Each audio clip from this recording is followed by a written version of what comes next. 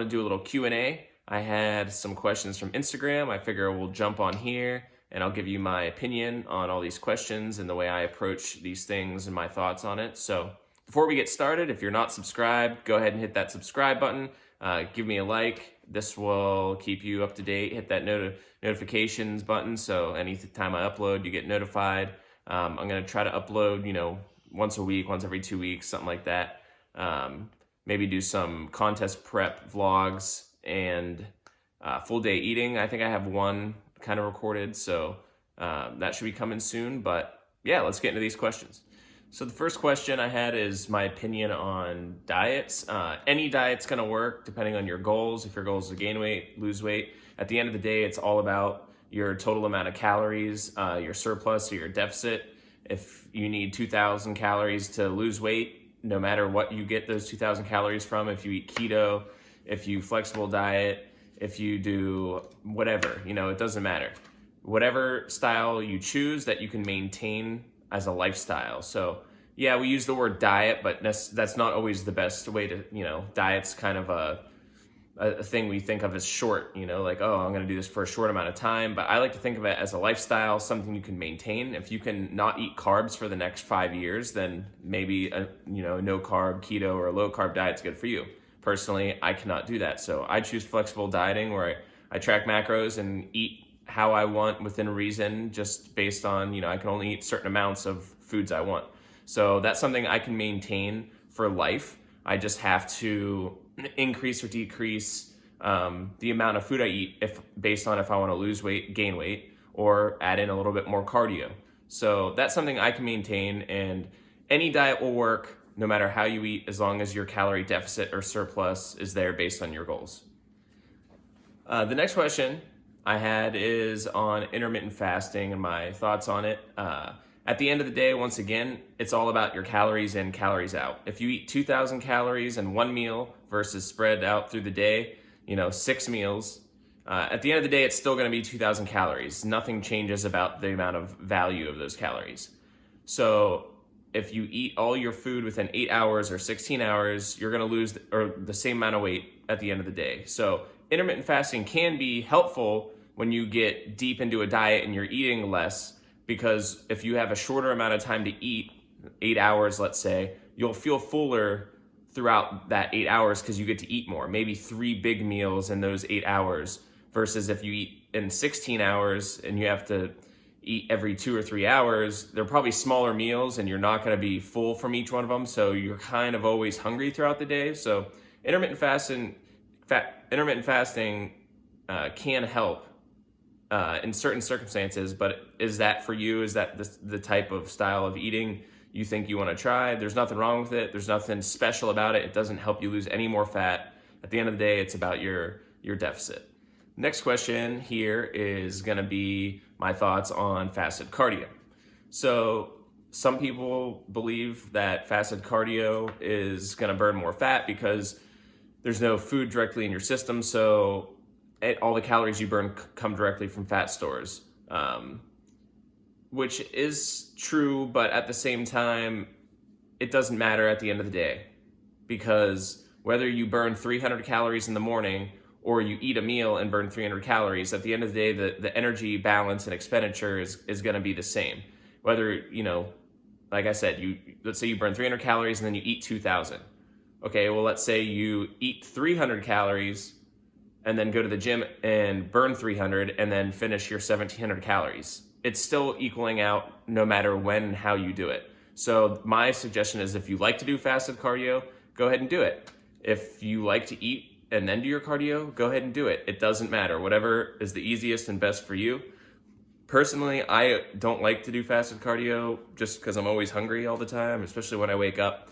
And for muscle building and muscle sparing, I feel like getting protein in every couple hours is good, just to keep protein in your body and keep your muscles fueled and always repairing themselves. And I try not to go too long without having protein in my system. And that's another reason why I don't personally like intermittent fasting, and because I'm hungry all the time. So, you have to find out what works best for you. At the end of the day, it's really not going to matter.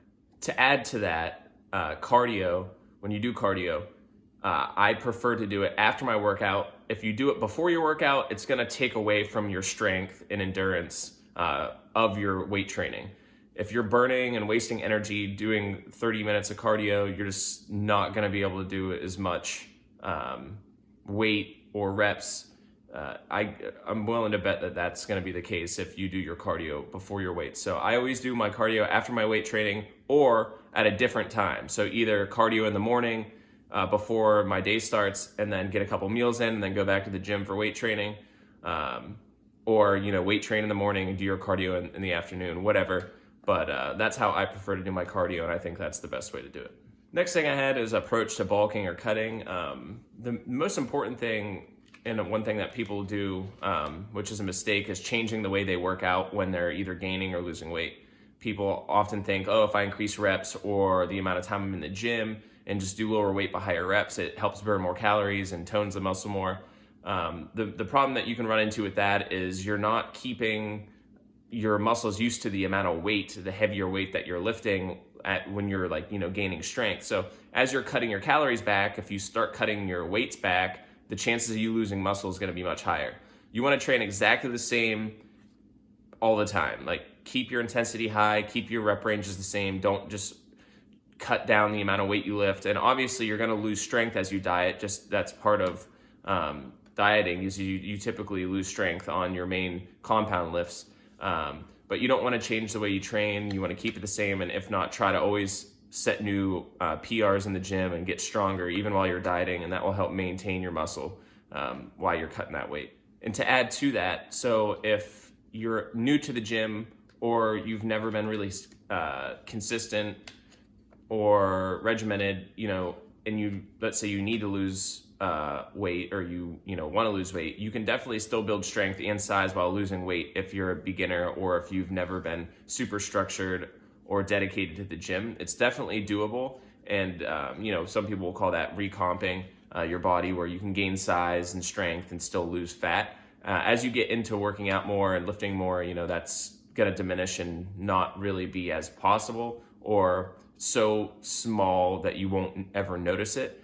It definitely is possible as a beginner to lose weight and gain muscle and size as the fat's coming off. So the next question I had was how to eat healthy on a budget. I think the most important thing you can do is, one, get the most bang for your buck. So I typically will go in the store, and for my main protein sources, I get a 10-pound bag of chicken breast. That's like $18-19. That gives you about 160 ounces. If you split that into 4-ounce servings, that's 44-ounce servings. So if you make that last you a week or 2 weeks, then beef, I get lean beef, either a 90 or 93. You can get those in 4.5, 5-pound packages for around same price, $18-19. And that's 80 servings or 80 ounces, and you'll get 20 servings out of that. So you might want to get a pack or two of that. Canned tuna is pretty cheap, pretty low in fat, to make sure you read your nutrition labels. Yogurt, Greek yogurt, it can be kind of pricey, but I like to have Greek yogurt to mix into smoothies or mix with a protein powder. Eggs are good. Eggs are pretty cheap, and if you want to really save some money, get a 60 carton of eggs and use the whole eggs. And then when you want egg whites, just break open your eggs and do the egg whites yourself. 60 eggs is like $8 versus if you get a carton of eggs and then 2 cartons of egg whites, right there is $12-15. So just get a whole carton of 60 eggs and use those for egg whites as well, and you'll save money that way. As far as your carbs go, you can't go wrong with getting a giant bag of rice. That will last you a long time, and it's really cheap when you price it out per serving. And potatoes, sweet potatoes, white potatoes, cut them up, you make French fries out of them, just put them in the oven and bake them. Yeah, you're not frying them, but they taste pretty close. And then whatever condiments you like with your food, if you do beef and rice, I'll put mustard and a little reduced sugar ketchup, or just mustard. You do chicken and rice, chicken and potato, beef potato. I've been buying a lot of canned chili beans. You get 3 servings for 80 cents in there, getting a couple cans of those and making bowls of chili and chicken, chili and beef, whatever. The more you start getting into packaged and processed items, you're going to start spending a little bit more money, and the bang for the buck as far as your macronutrients aren't going to be as good, but you have to eat simpler to eat really cheap, healthy, but you can still eat pretty healthy and, spend 100, 150 bucks, a week, every 2 weeks. Maybe I'll do a, shopping video and how I shop.